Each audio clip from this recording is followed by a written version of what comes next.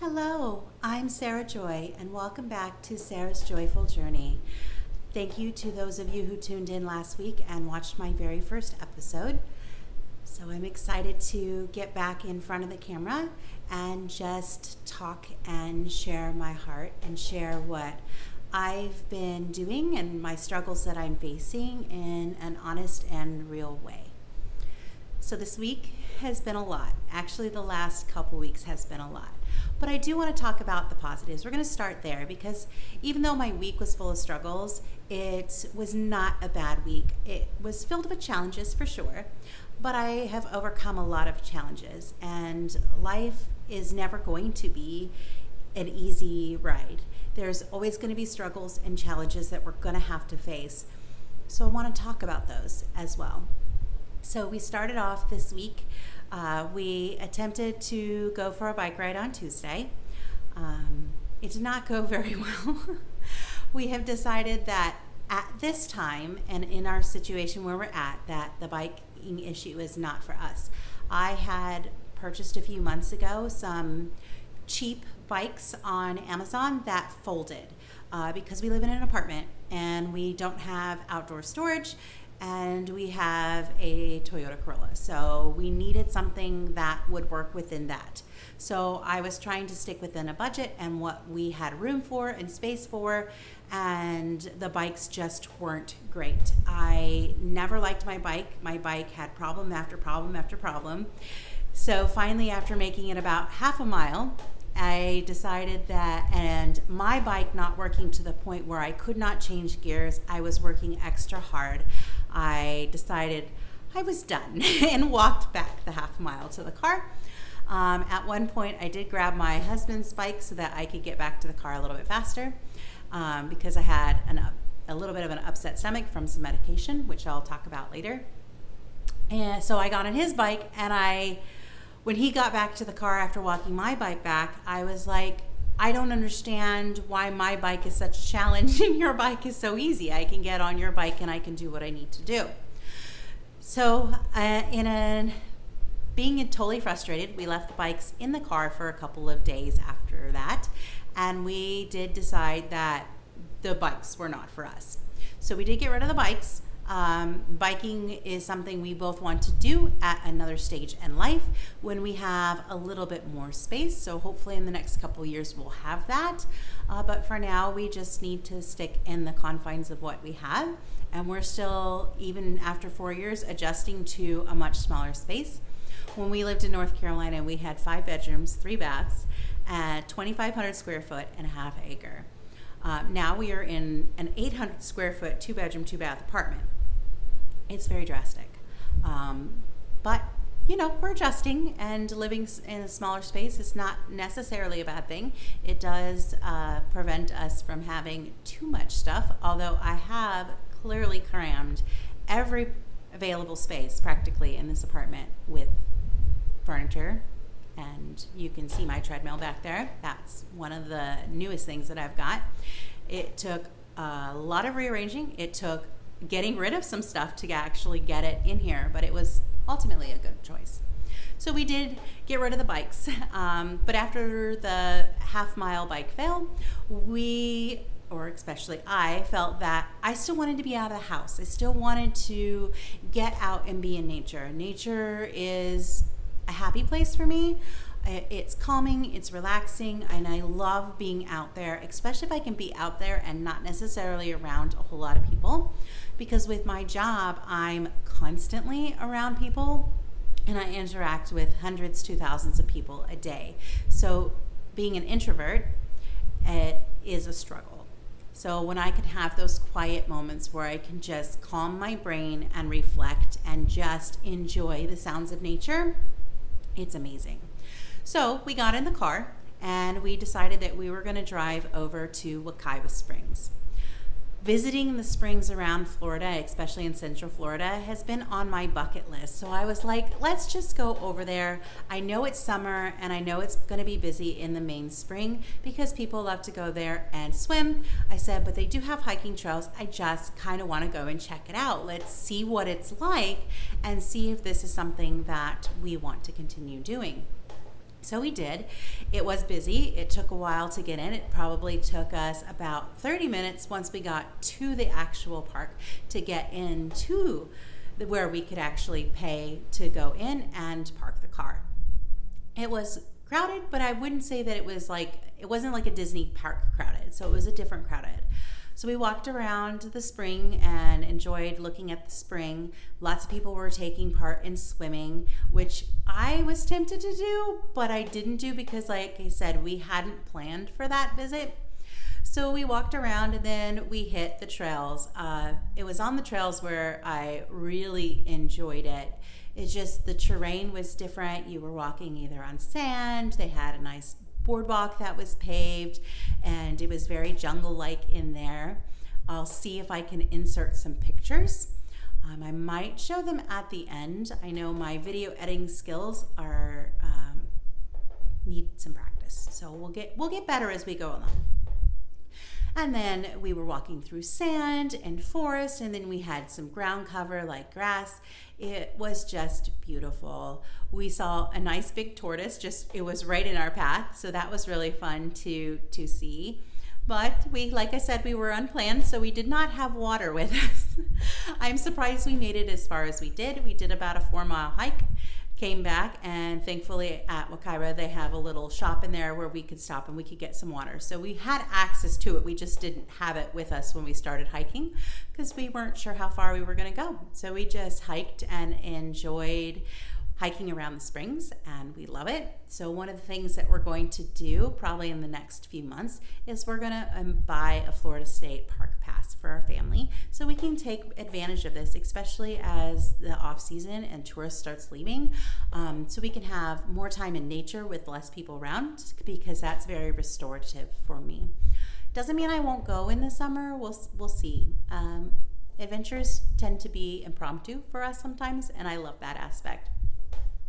The other thing that was a wonderful positive in my week was I got surprised by a friend. I knew they were in the area, and I said, hey, if you're over this way, stop by and say hi. But I wasn't expecting it because, when people come to spend time with their families, I know that even if we are friends or even family, I don't expect them to come and visit me because they want to spend time with the ones that they came with when they go to visit the parks. So that was really good, and it was a highlight of my day because it was a struggle that morning just with guests, with the heat, with rain. One of the rides was down, and even though I don't work in attractions, it affects us when one of the main draw rides goes down. Rise of the Resistance was down for a good part of the day. I think I completely finished my work day before it came back up, and I started at 7:30. So, and I worked till about 2:45. So it was not a short amount of time that the ride was down. It happens sometimes. So guests were a little bit tense, I guess, and frustrated, and just the heat and things tend to bring out some not so nice behaviors in people, and I get used to it. I expect it and I roll with it because half the time they're yelling at me, they are not actually yelling at me. They're just yelling at a situation or frustration. So it's not something that I've done. Or if they are yelling at me, it's usually when I have to ask somebody to stand up in an area where they can't not sit safely, or to get down from an area where they can get hurt. So there can be some pushbacks from that, but those are pretty rare. And so it was nice to look up and see a friendly face and get a great hug. I was so appreciative of that, and it really did make my week go so well. So now some of the impacts that I've noticed this week and some things that did not go great. I had a lot of stress. I had a lot of meltdowns this week. I am autistic, so when things get overwhelming, I tend to get to a space where that's safe, and I will cry. I will break down because I don't know how to emotionally regulate when I get to a certain point without relieving that stress and that pressure. So for me, that often looks like crying. I try to let it out rather than shut it down, because if I shut down, then I will burn out. And Burnout is not a very fun place to be for anyone, especially when you're autistic. It makes it an extreme challenge to even take care of yourself. And I have been there before. I didn't know what it was because I didn't get my autism diagnosis until I was 42, and I am 44 now. So I haven't had it very long.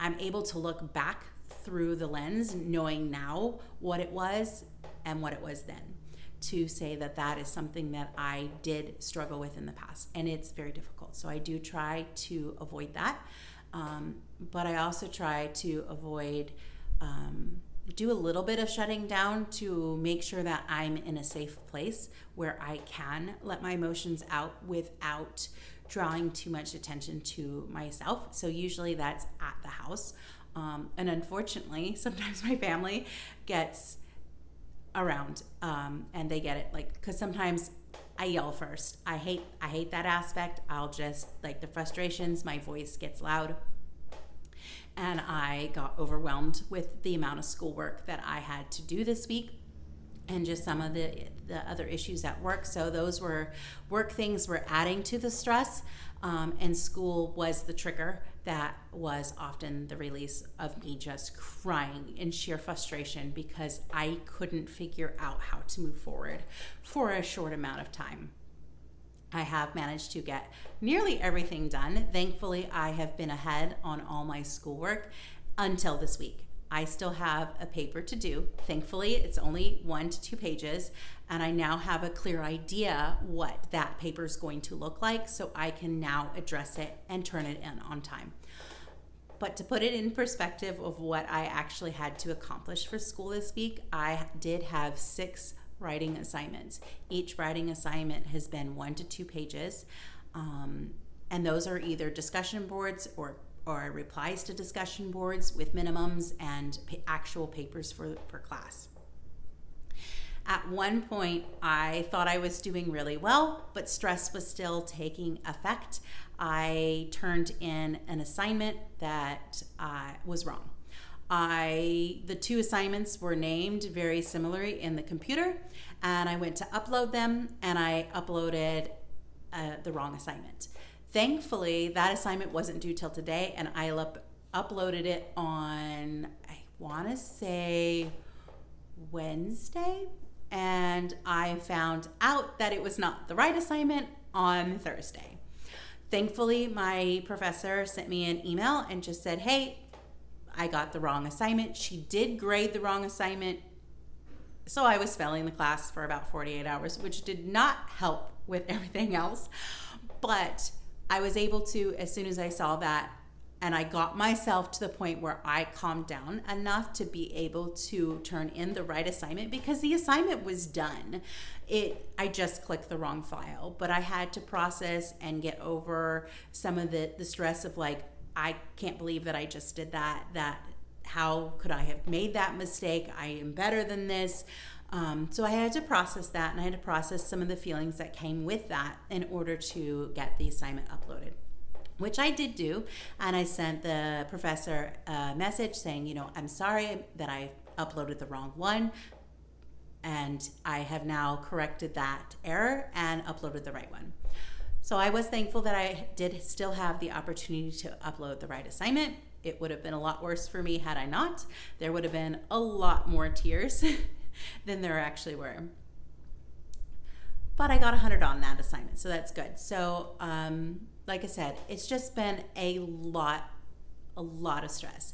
And I knew going back to school for my PhD was going to increase my stress level, and that I was going to have to learn some good stress management skills.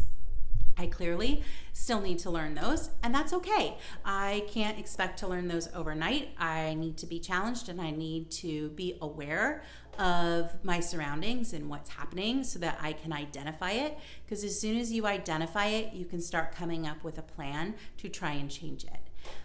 So that's what I'm working on now, is trying to notice the stress, and I have noticed some physical changes of the stress. Those physical changes have been, I've not been hydrating well enough. Part of that is working outdoors. I always struggle with hydration in the summer because I am outside a lot. And then when I'm inside in the location that I currently work in, we work closely with entertainment. So it's very much a production type environment in there. And there's not always a moment to take a drink where you're not really noticed. We don't have a lot of downtime. It's get a show in, reset, get it one out, reset, get one in, reset, get one out, all day long.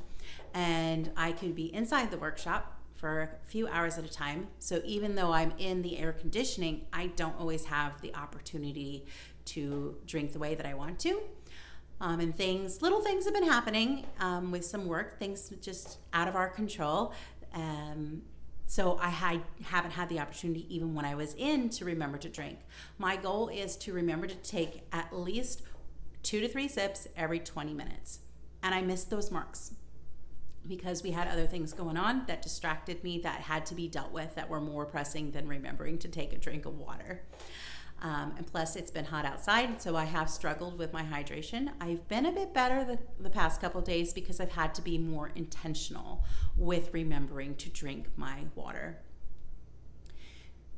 The other thing that I've noticed is the scale has not moved in several days. I'm one of those people where I weigh every day because it is less stress for me overall. It's very weird. I know that that's not everybody. Some people just need to ignore it, but I can weigh every day and not let it affect me because I don't look at it from the aspect of I expect it to change. Although it does typically change every day, I do not track my weight every day. I just kind of file a mental note. One thing that I did notice over the past few days is I have been the exact same weight every day. So what that tells me is that I am dealing with some inflammation, I'm carrying some extra water, and I am starting to see the effects of that inflammation a little bit in my face. I'm feeling a little bit more puffy. I'm having some more joint pain. And I can attribute that to stress because what I've been eating has been the right things. So I can't necessarily attribute it to my food, although I'm going to probably eliminate a few things in the next coming weeks to see if I can get rid of some of that inflammation and get back to feeling better. I don't feel awful, but it's at the point where it's just like, okay, I'm noticing these things. Now we need to figure out how to correct this back and get back to feeling amazing. So that's been one of the struggles. The other thing with stress that I've noticed is my blood sugar in the morning is starting to go up again. I was happily comfortable being in the high 80s, low 90s, and it's starting to creep up. It was getting into the higher 90s, and then this morning it was about 110. So not horrible, but definitely not the goal that I have for my blood sugar. So again, it tells me that stress is playing a major role and that I do need to correct that as best as I can and as quickly as I can for my optimum health. I also noticed that I'm not sleeping as well anymore. And I think part of that is that with school, several times since school has started, about 8 times now in the past 4 weeks, I have not gotten my workout in. I do a lot of physical activity at work. So on days where I work, my goal is to come home and go above and beyond. On my days off, I tend to do about the same amount.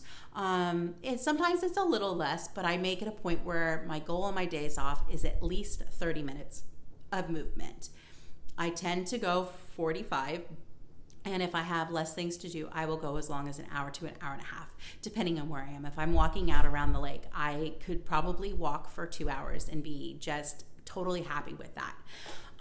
But that's not something that I push for every day because that's an unrealistic expectation to have of movement.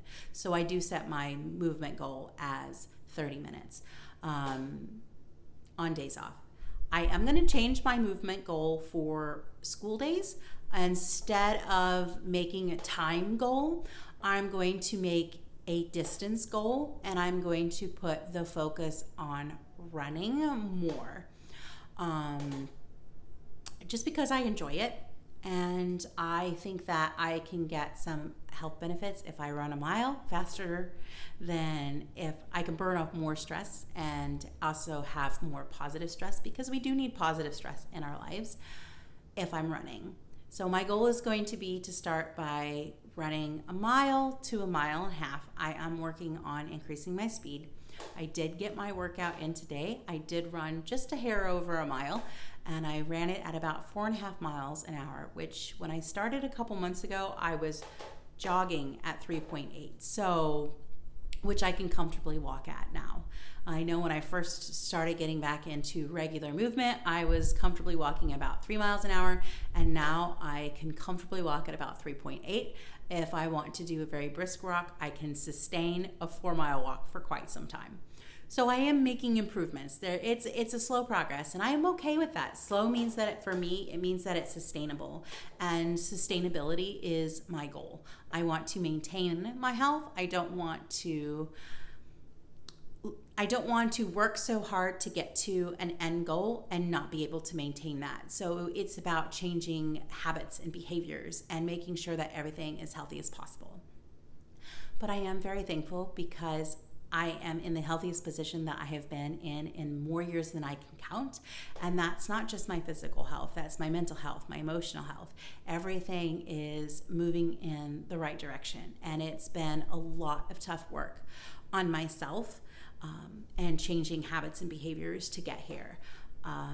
My degree in psychology has very much helped that. My undergrad, it was the catalyst that led me on the path to finding out that I was actually autistic. I denied it for a long time. I'm like, wow, this really sounds like me. The more I researched it, I started researching autism because I didn't know anything about it, and I wanted to know about it. And that is how I discovered that I was autistic, and I was able to talk with some friends, and they were just like, yeah, I totally see that. And those were people who had either autistic kids or autistic themselves. So I was able to really figure that out. I did get the process started to do a formal diagnosis, but it took me a lot longer than I really wanted to because I have imposter syndrome, and I went through because I just felt like maybe I was pushing it because of the knowledge that I had gained. So that was not fun, and I've had to deal with imposter syndrome afterwards as well. And I still do sometimes. Usually I can go, oh, I'm pretty normal. I don't have a disability. I don't have these challenges. And then I have the challenges and go, yeah, I do. So just because I have easy days and good days doesn't mean that life is a cakewalk. It is definitely a challenge for me. But I wouldn't change it. I wouldn't change who I am. I know who I am, and I love who I am, and I love the person that I am becoming and will continue to become because I believe that we evolve throughout our whole lives. Another challenge that I've had this week, in addition to the stress, is not eating enough. I have started tracking in the past couple days because I have become concerned about what I'm actually consuming and how I'm actually eating and how that is playing in with stress and school and everything else. One thing that I do partake in is I am on a medication called Mounjaro, which is going to be very similar. It's in the same class of drugs as Ozempic and Wegovy. It's not semaglutide, but it is a GLP-1 antagonist. My doctor started pushing it for me about a year ago. I was resistant for a while, and I did some research. I watched some videos by Dr. Robert Cywis, and he is for using the medication because it directly impacts insulin resistance and helps you become more insulin sensitive. I did not want to do it for the weight loss aspect of it, and I'm not so sure how much the smaller doses have helped with that. But it has definitely played a positive impact in how I handle insulin and helps me be able to deal with the emotions that go along with changing your eating habits when you are an obese person and you are trying to get healthy. It's not all about food. There's more to it than that. You have to change your thinking and your behavior and your patterns, and that takes real work. So I took Dr. Cybus's advice from his videos, even though he's not my doctor. I agreed with him, and after doing much of my own thought this is something that I would like to do as a temporary bridge. My doctor 2 weeks ago upped the dose. I have been miserable since then. I have not had side effects per se, so that's not the issue entirely. But what has happened with the higher dose now, and I am still on a pretty low dose. I am nowhere close to the max dose that you can take on this medication, just because I don't want that. But with the increased dose, at my doctor's encouragement, and I do try to follow my doctor's advice for the most part. There are things that he has suggested that I have not done and I will not do. We'll talk about that later. But the medicine has killed my appetite in the past 2 weeks. So I have a completely on or a completely off mode for food. And it's mostly been off. And because it's mostly been off and I have no desire to eat anything, I'm going longer periods before I tell myself, you need to eat something because you do need some nutrition. I think at this point, if I allowed myself to not eat till I got actually hungry, it would probably be days. And I'm not comfortable with that stress for me. That is a trigger for me for disordered eating and disordered things. So that's not a journey I want to go down. I am not against those who want to fast for multiple days. If you can do that, great. I just know for me personally, it does not put me in a positive mental state, and I don't want to go there. So I'm uncomfortable with the fact that I have that. And there have been a couple times with the medication increase and school that I have gotten to the point where I have gone a really long time without eating, to the point where I am starving. And then when I feel feelings of starving, it triggers disordered eating as well and puts me in a state where I could be open to binge eating. So I have not wanted that to happen. So what I've done is I've been grabbing little things, grab and go. And so I'll start my morning. I've always started my morning this way.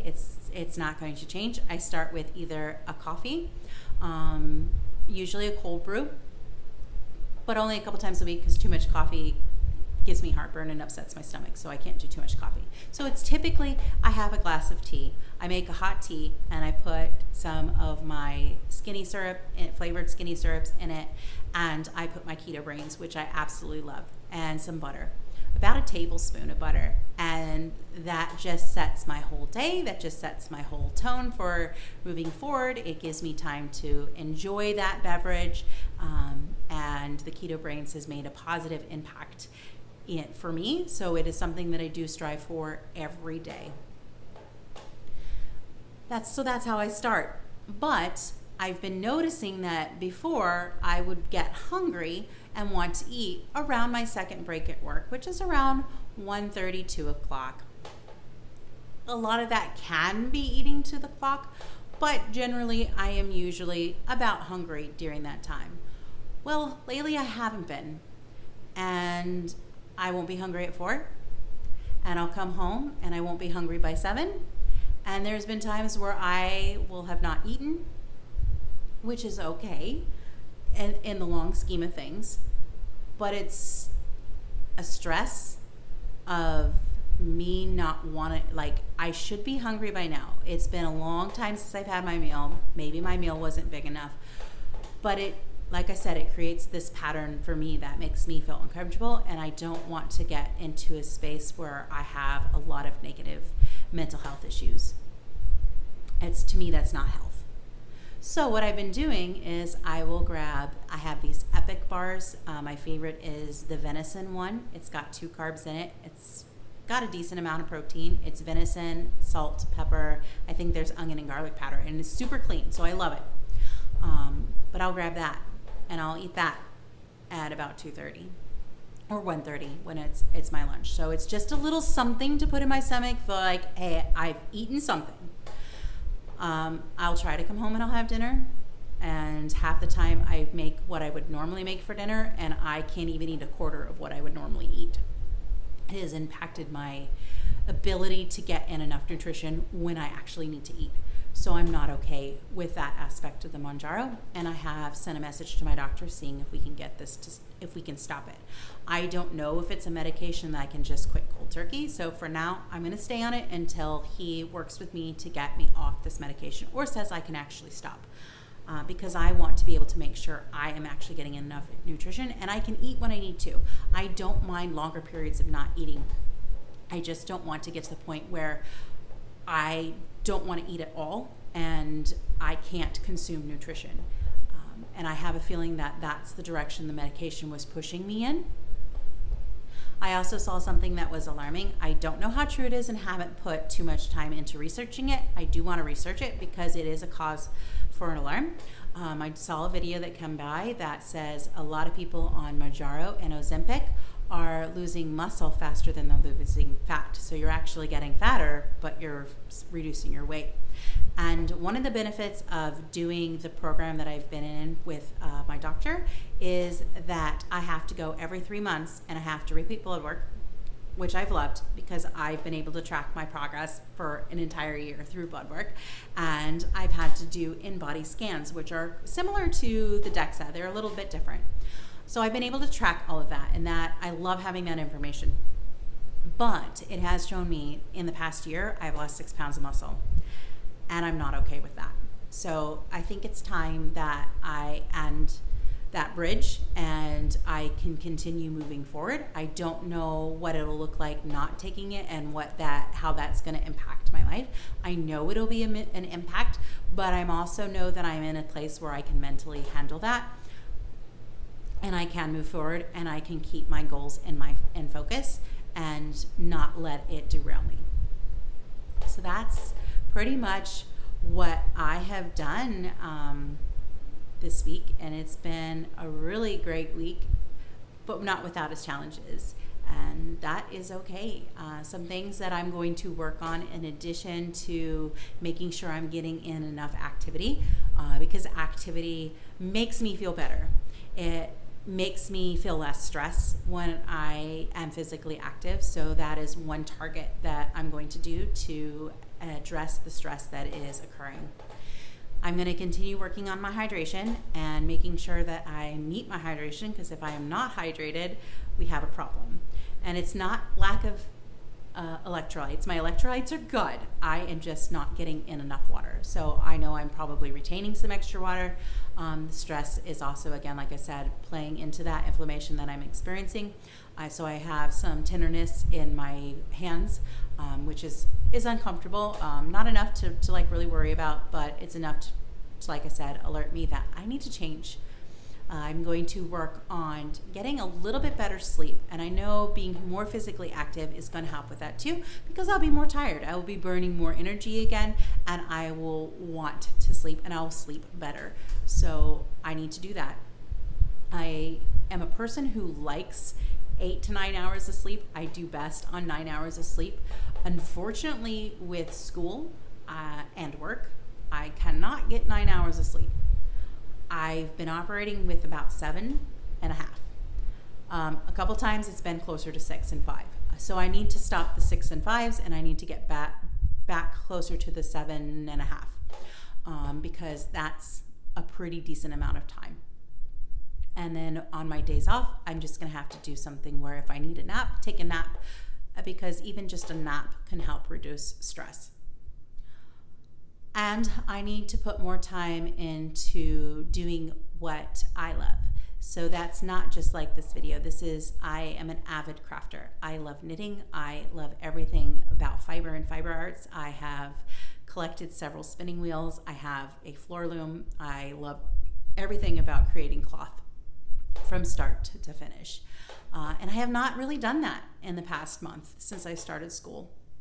And that's really sad. So I need to carve out some more time to spend a little bit more time doing activities I love beyond just the physical activities, which I do love, but it's not a true representation of who I am. So I need to take some time to do those activities that I love. So I'm going to start incorporating more of that. I don't know how at this point. I think how I'm going to start is I'm just going to start reviewing my time, how my time is spent. If I'm wasting time in certain areas, is there something that I can cut back on and then do that activity instead? So eventually I'll be able to incorporate that more into my life. So that's pretty much been what's happened this week. And then going forward into this next week, I have a little bit less schoolwork this week, so I'm excited about that. We also have a mini staycation coming up. Tomorrow, Monday, June 26th, is our 25th anniversary. So we have booked a hotel stay. I am doing a short vlog for that, so you'll see that hopefully later after this video. So we're staying at Port Orleans French Quarter, which is where we stayed when we did our one and only trip to Walt Disney World 5 years ago. Because we moved down and started working at Walt Disney World just like 13 months after our trip. So most of our Disney time has been why we have been working for Disney. So it's going to be nice to do that. It's just 2 nights. I have to bring my homework. I have lots of homework that I have to accomplish while we're there. But I'm okay with that because last time we were all about the parks and go, go, go. So we didn't get to enjoy the resort so much. So we're going to spend some time enjoying the resort. I want to go swimming because I love to go swimming.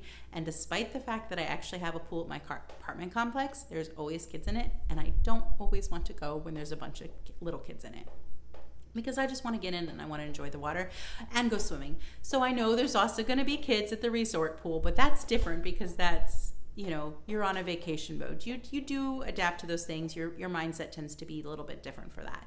Whereas if I'm at home, I want to get in the water and I actually want to work out.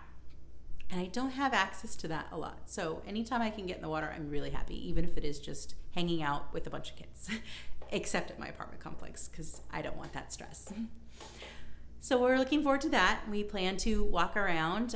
We plan to go for a little bit of a run, hopefully, around the resort in one of the mornings, either Monday morning or Tuesday morning. It might be Tuesday morning before we check out. We'll see. If we don't get it, that's fine. We also have a reservation for Magic Kingdom on Monday, and we're going to recreate a photo. And I'm super excited to share the results of that photo. So if you don't follow me on Instagram, feel free to. I am going to leave my Instagram name at the bottom of the show notes. I believe it's Sarah_joyful_journey. So you'll see the photo there. I'm trying to be more active and more intentional on that space as well. So that's what we have to look forward to. And hopefully, one other thing that we plan to do this week, and it may not happen, it's entirely dependent on school. I have a wonderful opportunity as a Hollywood Studios cast member to get tickets for me and a guest to go get an advanced screening of the new Indiana Jones movie. So I do have tickets for that and a screening for that on Wednesday. I'm really excited. But like I said, if I don't get enough schoolwork, I'm not going to be able to go because school is my priority. So that's pretty much what's happened just in general life and a little bit about school. And I hope that you guys enjoyed this video and the vlog that's coming. And I'll see you guys again next week. I probably won't be able to record on Sunday next week, so it will probably go up on a Monday instead because my days off are Mondays and Tuesdays typically. The past couple weeks I've had some additional time off work that has allowed me to record on a different day. But I'm super excited to be in this space and to sit down and share my heart and my thoughts and my struggles with you guys. If you like this video, give it a thumbs up or give it a subscription, leave a comment. I'm happy to make that connection with you and with this community, as I love this community and want to further develop this community and create a nice, wonderful, loving space for all of us where we can learn and grow together. So thank you so much for tuning in to listen to me ramble now for about 40 minutes. I hope that you enjoy it and that it inspires you and helps you to grow and make changes for a positive impact in your life, or even just to identify and go, I've been through that. I can change this too. So I love you all, and we'll chat with you next week.